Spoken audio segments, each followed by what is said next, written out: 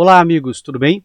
Meu nome é Josemar Bueno e hoje vou responder a pergunta: qual o futuro das distribuidoras de energia elétrica no Brasil após a abertura do mercado livre de energia, que já ocorreu, né? Então nós já estamos agora experimentando esse novo mercado, né? Só para colocar um número aqui para vocês terem uma ideia, né? Desde o dia 1º de janeiro até a data de hoje, né? Hoje estou gravando esse vídeo, é 24 de fevereiro, né?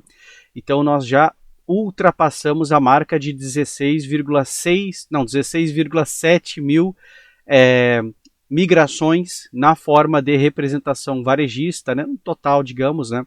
Lembrando que o total de agentes da Câmara, nos associados da Câmara de Comercialização, o total é de um pouco mais de 15 mil. Então, praticamente os representados já superaram o número de associados, né, que é publicado no site da Câmara. Eu comentei em outros vídeos, né, esses números, então só para vocês terem uma ideia, para entendermos agora o seguinte, né, qual é o impacto desses 16,7 mil consumidores que já migraram e só no primeiro mês do ano, né, porque fevereiro, quando terminar, terão novos números, provavelmente vamos falar aí de números muito semelhantes, né? Existe uma estimativa de migrar 201 mil, né, consumidores, que são unidades consumidoras de energia, todas do grupo A, e essas 200 mil, vamos arredondando, né, será que vai causar um impacto financeiro já inicial? O que as distribuidoras precisam fazer para lidar, né, com esse cenário? Vamos entender isso então neste vídeo, mas rapidamente quero fazer 3 convites para vocês. E o primeiro convite é para que conheçam o nosso curso de Mercado Livre de Energia. Todos os links estão na descrição deste vídeo, tá, pessoal? Então, rapidamente aqui na página do curso você vai encontrar o nosso selo, né, empresa certificada pela Câmara de Comercialização de Energia Elétrica. Também você tem aqui o vídeo, né, explicando sobre o curso, então aqui tem todos os detalhes.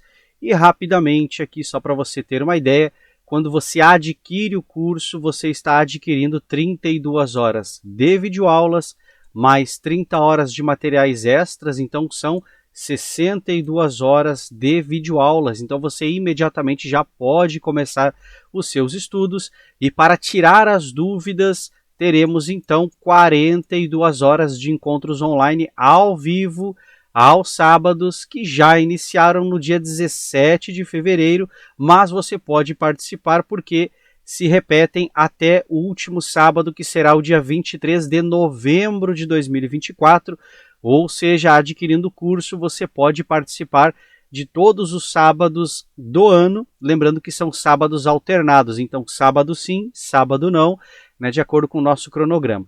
Certo, pessoal? Então, todos os detalhes estão aqui na página do curso, né? E quaisquer dúvidas você pode chamar aqui o nosso atendimento aqui via WhatsApp, né? E o pessoal vai passar mais informações para vocês. E agora o nosso segundo convite. Se você não tem interesse em fazer um curso e você já está trabalhando no mercado livre de energia, provavelmente você quer melhorar o seu network, então conheça o nosso grupo de negócios, é o grupo Mercado Livre de Energia em Foco. Neste grupo nós conversamos, né, sobre tendências de mercado, modelos de negócios. Já temos mais de 80 participantes do grupo. As lives elas são hoje 2 vezes a semana, 2 vezes por semana. Então nas quartas e sextas-feiras, das 20 às 21 horas. Todo o material fica gravado, então você pode assistir todas as lives que já ocorreram. Certo, pessoal? Então mais detalhes aqui na página. E o meu último convite... então, para que conheça o nosso serviço de consultoria online, caso você já tenha algum cliente que você queira migrar ele para o mercado livre de energia, mas você não sabe exatamente como fazer, ou então você quer desenvolver um projeto de autoprodução, mas tem algumas dúvidas, ou então dúvidas simples sobre o mercado livre de energia, basta agendar um horário e pronto, você escolhe a data, você escolhe o horário e você vai receber então o link para a reunião online e também uma chamada no WhatsApp confirmando a reunião, certo, pessoal? Então, vamos lá, vamos para o nosso conteúdo. Então, pessoal, vamos agora responder qual será, né, qual o futuro, né, das distribuidoras de energia elétrica no Brasil. Então, eu trouxe alguns tópicos aqui que eu quero colocar para vocês. E deixa eu colocar aqui na tela, pronto. E vamos antes aqui contextualizar, né? Eu já fiz alguns vídeos anteriores explicando alguns mitos, né? Por exemplo, a distribuidora ela não tem prejuízos quando um cliente ele migra para o mercado livre de energia, tá? E a questão da migração, essa palavra migrar, na verdade ele não sai da distribuidora, ele nunca deixa de ser um cliente da distribuidora. O que acaba acontecendo é que a distribuidora ela passa a fazer a sua atividade fim. Então, antes de falar desses tópicos aqui, eu vou mostrar um documento da ANEEL para vocês entenderem um pouco melhor, digamos assim, do ponto de vista técnico, qual é o real papel da distribuidora e a urgência da abertura do mercado. Então, vamos ver o documento agora. Pronto. Então, pessoal, esse aqui é o Manual de Contabilidade do Setor Elétrico. É um manual pequenininho, dá para fazer a leitura ali de repente numa tarde, tem apenas 777 páginas, né? Mas é uma leitura gostosa, né? Porque afinal é um manual de contabilidade, né? Então, brincadeira, né, pessoal? É um material bem denso, né? Mas é importante, né? Então, olha só, nesse manual de contabilidade do setor elétrico, e essa já é a versão 2022, tá?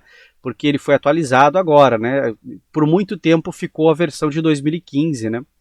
Mas olha só então, nós temos aqui no sumário, olha só, é bem no início aqui, ó, atividades, ó, geração, transmissão, distribuição e atividade de comercialização. Vamos aqui na atividade de comercialização. Pronto, aqui, ó. Olha só que importante isso, né?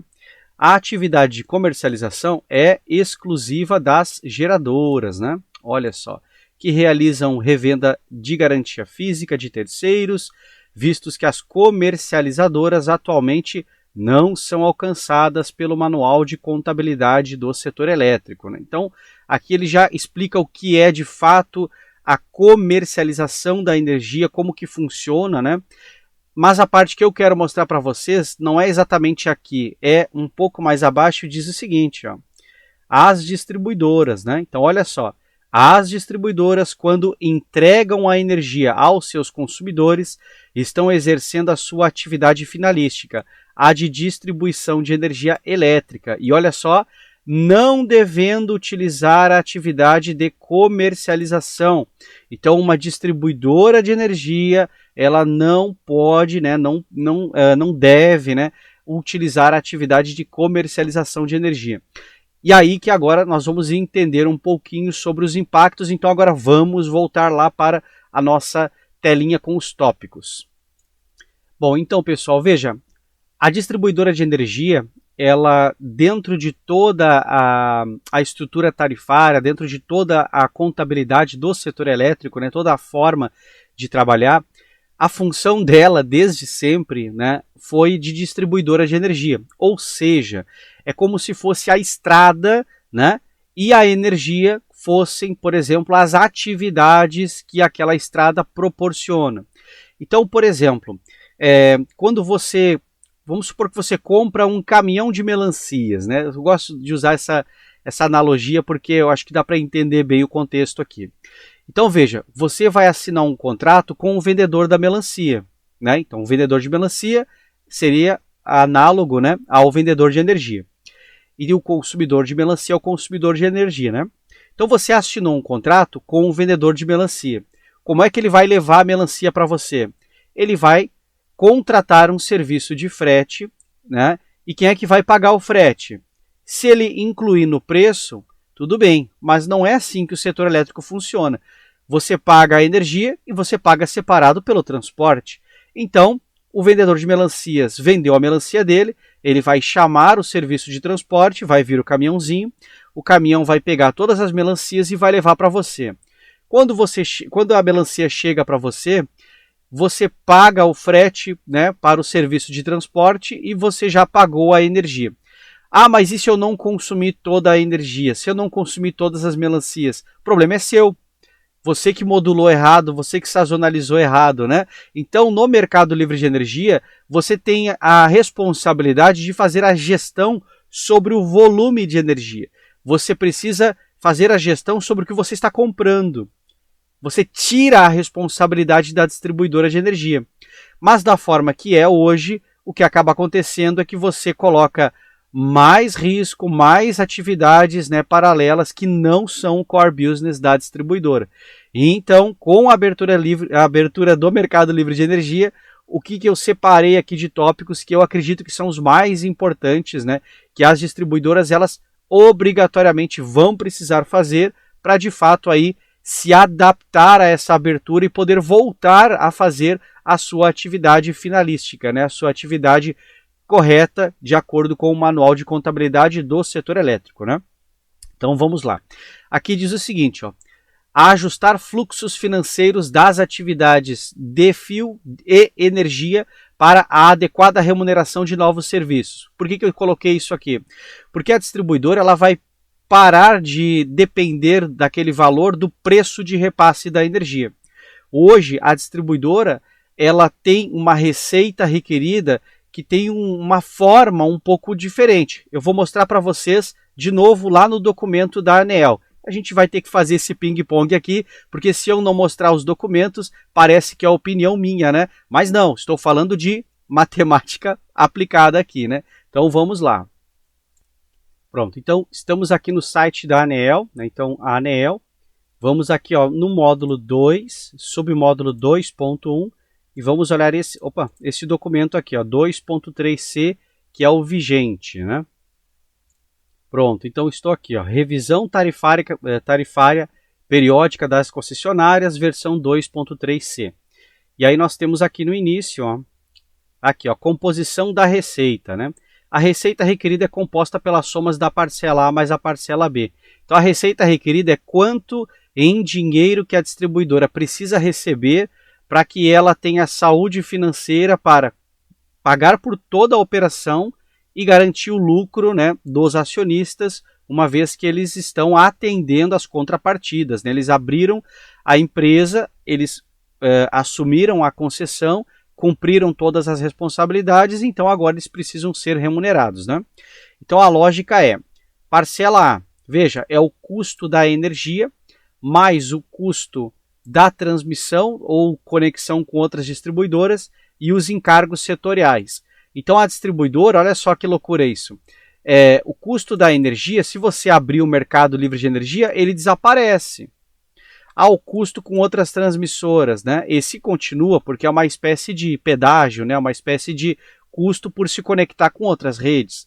E aí encargos setoriais. Esses continuam, porém, muitos dos encargos que são voltados à segurança energética no abastecimento, esses são eliminados. Então aqui você tem uma espécie de diminuição dos encargos setoriais. Então o valor da parcela A fica mais barato, né?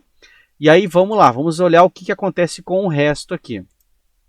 Agora é o valor da parcela B, né? CAOM, que é o custo, né, de administração, operação e manutenção do sistema. Então veja, se você não precisa mais fazer aquisição em leilão, todo aquele modelo de faturamento, né? Ou seja, você vai poder pegar todas as pessoas envolvidas naquela parte do processo e deslocar elas para outra parte da empresa e também aquelas pessoas que não têm mais relação com o core business direto da empresa, né? Elas vão ser desligadas ou substituídas por outros profissionais que possam ajudar na atividade finalística. Então você tem uma otimização dos recursos internos da distribuidora, porque agora ela vai se preocupar só com a administração da rede, a operação da rede e a manutenção da rede. Ela não vai mais precisar usar parte do recurso para ficar fazendo a gestão sobre a forma que ela está adquirindo a energia, né? Então todo e qualquer custo relacionado e até mesmo as inseguranças jurídicas, né, porque tem um custo jurídico ali, ela pode agora pegar todo esse recurso e direcionar só para o core business principal dela. Bom, depois nós temos aqui, ó, CAA, que é o custo anual dos ativos, né? Esse custo ele se mantém, porém, olha só que interessante, né? O que é o custo anual dos ativos? É o custo do aluguel das unidades de atendimento, é o custo, por exemplo, dos veículos, né, sejam locados, sejam veículos próprios, é o custo de todos os ativos que a empresa tem. Então, veja que ela vai poder agora, aquela parte do recurso que sobrou, ela pode usar esse recurso para fazer a otimização e a manutenção desses ativos. Então, se ela tinha uma dificuldade para renovar a frota, agora aquele recurso financeiro que ela destinava para poder, por exemplo, pagar um custo jurídico, para poder pagar um custo mantendo um software lá para monitorar o faturamento, para poder acompanhar leilões, ou seja, toda aquela parte contábil que relacionava a energia, toda a parte técnica, toda a parte jurídica, ela agora pode pegar aquele recurso financeiro e otimizar nos ativos. Então ela tem mais facilidade se precisar renovar a frota, se ela precisar, por exemplo, melhorar as instalações físicas de atendimento ao cliente, ou seja, aqui talvez ela não tenha muita economia, porém, como ela desloca o recurso, você tem um ganho de performance, né? Então, se antes você achava ali que a distribuidora demora muito para me atender, mas agora ela vai ter mais, ela vai poder usar o recurso que ela já tinha, só que apenas para o core business principal dela. Então você tem, por lógica, né, essa melhora, né? Então voltamos aqui para a nossa telinha azul, né? Então vamos entender agora o seguinte.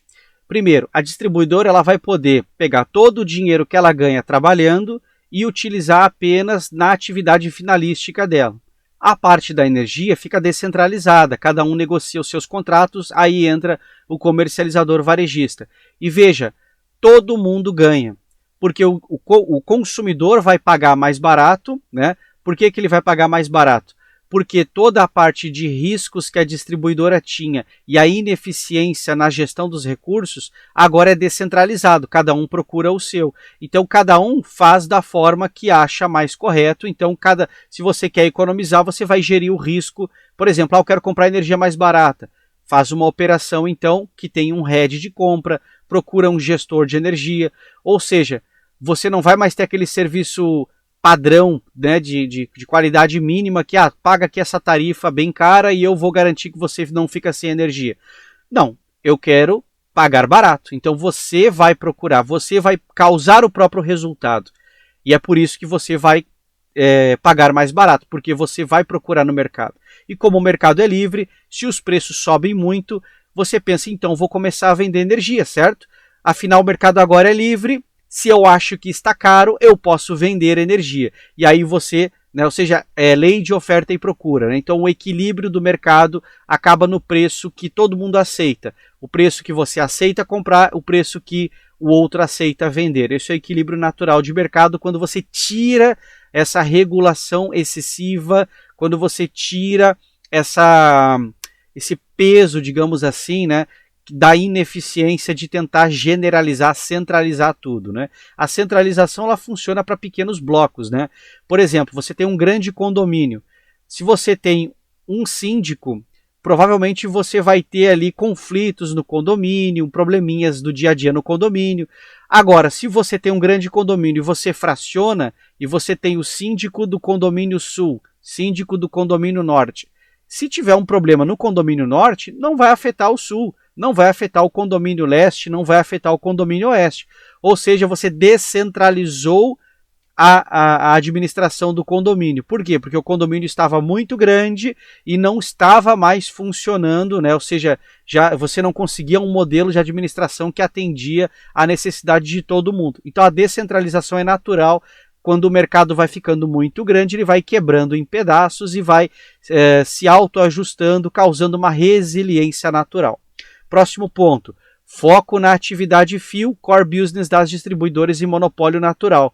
Então, quando alguém pegar o telefone e ligar para a distribuidora, ela vai atender porque ela sabe que é um problema na rede. Não é alguém reclamando que a minha fatura veio muito cara, eu queria ver aqui, estou pagando muito alto na energia, etc, etc. Quando você ligar para a distribuidora, você basicamente é porque você teve algum problema estrutural. Por quê? Porque se você nota que o seu custo de energia é muito alto e você já está no mercado livre de energia, você vai ligar para quem? Para o seu gestor ou para o comercializador. Você vai ligar para aquele que te deu o atendimento. Você vai ligar para aquele que é o responsável pela gestão da energia e aí ele vai te dar alguma ideia do que fazer. Ele vai falar, olha, A situação é assim, assim, assim, as opções são estas, vamos fazer, por quê? Porque é o papel dele, você contratou ele. Ah, mas o meu gestor não me atende, demite ele, contrata outro. Ah, mas o meu varejista eu ligo, ele não me atende, ele me ignora, troca o varejista, contrata outro. Agora temos essa forma, né, esse instrumento que é você é livre. Se você acha que você está sendo mal atendido, agora você pode trocar, né, de gestão, você pode trocar de comercializador, de fornecedor. Ah, mas a distribuidora ainda é a mesma. Mas o poste está em pé, os fios estão conectados, a energia está chegando. Então o que o distribuidor tem a ver com o seu problema? Você está pagando o custo de distribuição. Ah, mas eu acho a distribuição muito cara. Tudo bem. Aí é outra coisa, é outro momento, e aí eu vou falar sobre as opções de descentralização deste chamado monopólio natural, que eu já vou explicar também aqui no próximo tópico, né? Então aqui a gente fala, né, sobre o foco na atividade fio, ou seja, o distribuidor vai focar apenas em manter a rede em pé. E aqui, core business das distribuidoras e monopólio natural. Por que é monopólio natural e o que é um monopólio natural? Vamos dar um exemplo para vocês, tá? Lembram quando as linhas telefônicas elas começaram a ser instaladas no Brasil, quando a rede de telefonia começou a existir? Então, você tinha uma estrutura que requeria também a lógica do monopólio natural, porque não fazia sentido você passar 3, 4 cabos para 3, 4 empresas diferentes. Não tinha viabilidade financeira, por quê? Porque o mercado estava começando, eram poucos clientes, os produtos eram muito caros, a tecnologia não era como é hoje, né? Ainda era uma tecnologia ineficiente. Então o que acabou acontecendo com o tempo, né? O serviço digitalizou. Hoje você tem a conexão, por exemplo, via satélite, você tem a conexão via antenas instaladas em pontos estratégicos da cidade. Então, uma boa parte do serviço ela é sem fio. Então, agora você não precisa mais de uma concessão de área para poder administrar aquela área, né? Ou seja, você agora precisa de uma autorização. Por quê? Por que não é livre, Josemar? Por que eles não abrem e deixam qualquer pessoa ofertar o serviço? Porque existe um limite físico dentro do espectro eletromagnético, onde você tem frequências de rede, né? Então existe uma limitação física. E aí você precisa organizar isso, né? Então você coloca ali cada espaço da frequência, tem as empresas de TV e rádio, tem as empresas de telefonia, tem as empresas, por exemplo, militares, né?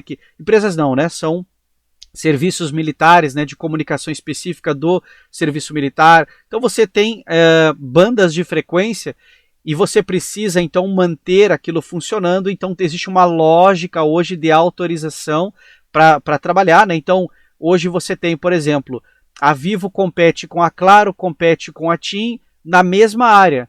Você é livre, você pode comprar o smartphone que você quiser, né? Comprar Apple, Samsung, o que você quiser. E você pode escolher se eu quero TIM, quero Claro, né, esqueci das outras agora, Oi, né, e assim vai, né. Ah, mas são poucos. Eu não estou falando que funciona perfeito, né. Eu estou falando como era antes como funcionava. Você só tinha uma empresa de telefonia, então você não podia escolher, e você não tinha aparelhos para escolher. Você ganhava o aparelho da empresa. Então era um aparelho feio, né? Aquele que você girava o disco ali. Aí algumas ficaram mais moderninhas, né? E davam a opção de ter o teclado bonitinho. Mas e aí, né? A gente não queria isso. Então a abertura do mercado aumenta a concorrência. O pessoal tem que se esforçar para trazer alguma coisa ali. E aí você tem o foco na atividade, né?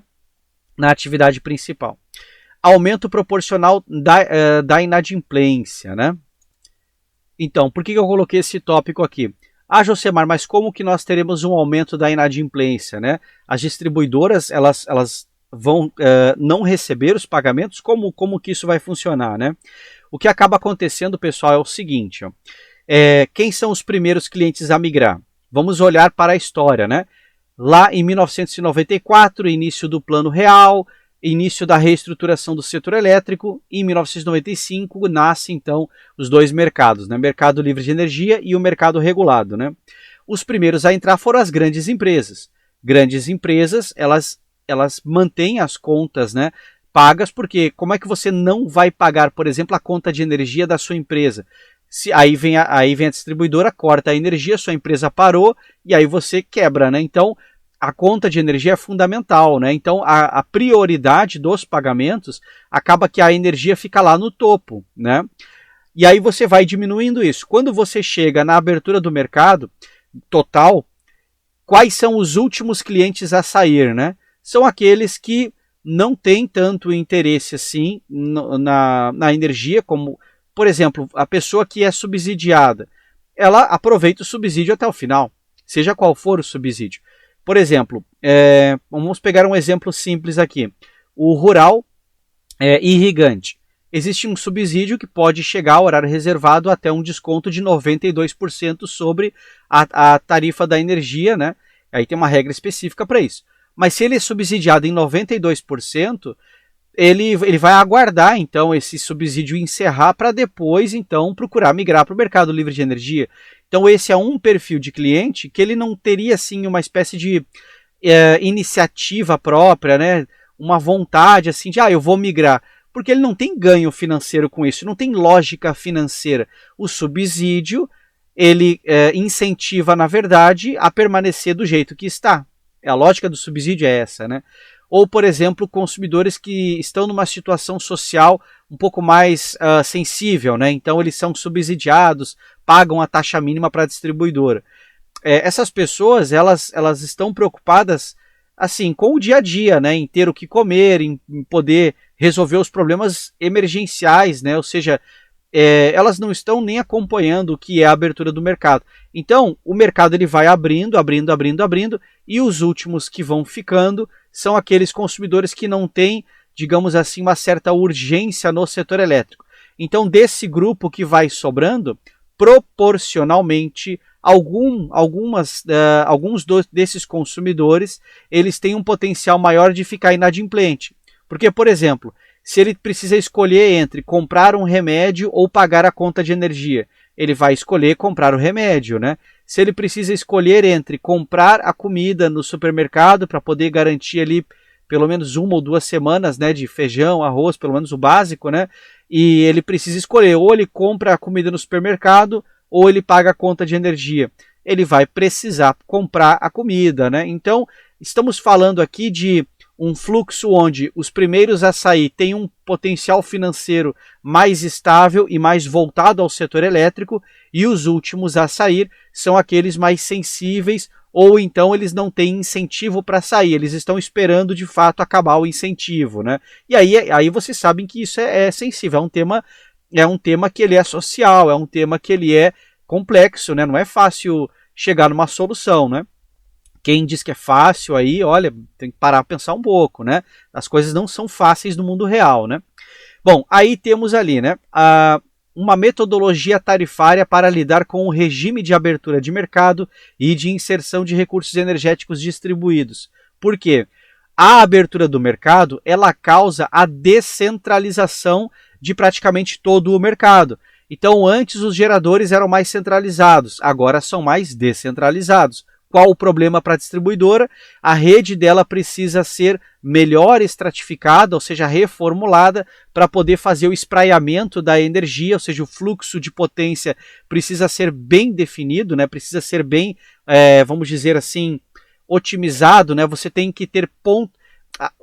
A potência, pessoal, ela não é fluxo, tá? Então deixa eu tentar explicar de jeito mais simples. Você precisa garantir que em cada nó do sistema a disponibilidade de potência seja homogênea, né? Seja igualmente disponível, proporcional aos contratos. Então, um tronco de rede com uma capacidade maior, mais potência. Um tronco de rede menor, menos potência disponível. Só que se eu tenho mais estratificação, o tronco de rede principal fica ocioso, né? Ou seja, você tem menos cargas conectadas ali ou geradores menores. Então você precisa agora de troncos de rede intermediários, né? Então você vai ter uma necessidade do aumento da capacidade dos troncos de rede de distribuição menores, mas uma diminuição ou um melhor aproveitamento da ociosidade dos troncos de rede de maior capacidade, né? Então você precisa de uma metodologia tarifária que possa lidar com isso, né? Ou seja, você precisa, por exemplo, vamos dar o exemplo de Portugal aqui. Portugal, na abertura do mercado, o que ela fez? Ela criou um sistema de microdemandas. Então você contrata uma demanda a partir de 1,44 kW. Por exemplo, quem é baixa tensão, fazendo uma analogia para nós, né? Ou seja, o cliente pequeno, ele vai de 1,44 até 44 kW.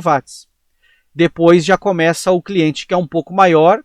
Aí aí ele tem a nomenclatura que eles chamam lá, né, que é o cliente comercial industrial, depois os grandes clientes consumidores, né? Então eles têm uma forma, né, de classificar diferente um pouco de nós, mas a ideia é que eles criaram um modelo tarifário que sustentava a abertura de mercado para as distribuidoras, porque tem que ser sustentável para todo mundo, né?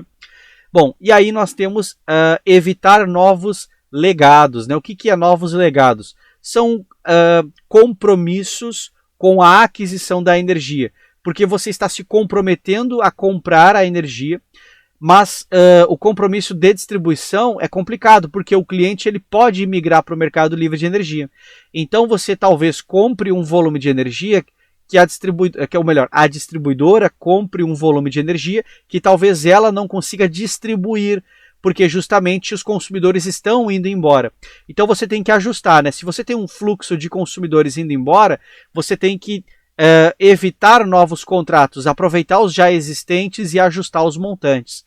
E agora o último ponto, rever contratos legados, ou seja, claro que a distribuidora em algum momento não vai acertar o timing, né? Então ela vai precisar parar para pensar um pouquinho sobre justamente, será que os contratos que ela tem hoje não são contratados, não tem muita energia para pouca distribuição? Será que ela não errou o timing, né? Será que ela não errou na hora de fazer o planejamento? Então, normal, ela vai precisar fazer pequenos ajustes.